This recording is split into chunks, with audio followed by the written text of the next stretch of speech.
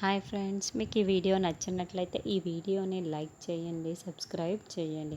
అంజుతో అందరూ కలిసి చెస్ ఆడుతూ ఉంటారు. అయితే అంజు పాప చేతిలో ముగ్గురు పిల్లలు సదాశివం అందరూ కూడా ఓడిపోతూ ఉంటారు. నాతో ఎవ్వరూ ఆడి గెలవలేరు అని అంజు బాగా బిల్డప్ కొడుతూ ఉంటుంది. అప్పుడే భాగి చిటికెలు వేస్తూ లాభం లేదు, నేను రంగంలోకి దిగాల్సిందే, నేను అంజు పాపతో ఈరోజు చెస్ ఆడి గెలవాల్సిందే, గాల్లో తేలుతూ బిల్డప్ కొడుతున్న ఈ అంజు పాపని భూమి మీదకి దించవలసిందే, నేను ఖచ్చితంగా ఆడే తీరుతాను, ఓడించే తీరుతాను అని భాగి అంటుంది. అప్పుడు అంజు బాగా బిల్డప్ కొడుతూ నేను చిన్న పిల్లలతో ఆడను అని చెప్పడంతో భాగి షాకింగ్గా చూస్తూ ఉంటే పెద్దవాళ్ళు పిల్లలు కూడా షాకింగ్గా చూస్తూ ఉంటారు.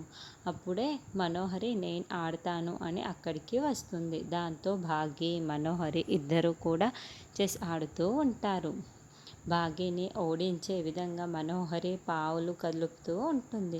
అప్పుడే ఇక నువ్వు తప్పించుకోలేవు, నా చేతిలో నువ్వు ఓడిపోయి తీరాల్సిందే, చెక్ అని మనోహరి చెప్పేస్తూ ఉంటుంది. అప్పుడే భాగి ఇక ఏ విధంగా ముందుకు వెళ్ళాలి అని ఆ చెస్ బోర్డుని బాగా తీక్షణంగా పరిశీలిస్తూ ఉంటుంది. ఇక నువ్వు నా చేతుల్లో ఓడిపోవాల్సిందే అని చెబుతున్నాను కదా అని మనోహరి అంటోంది. అయితే భాగి ఒక దానిని తీసి ముందుకు పెట్టబోతూ ఉంటే ఆగు మిస్సమ్మ అని అమర్ అక్కడికి వస్తాడు. ఇక అమర్ అక్కడికి వచ్చేసి మనోహరిని చాలా సీరియస్గా చూస్తూ ఉంటాడు. మనోహరి కూడా ఎందుకో టెన్షన్ పడుతూ అమర్ వైపుకు చూస్తూ ఉంటుంది.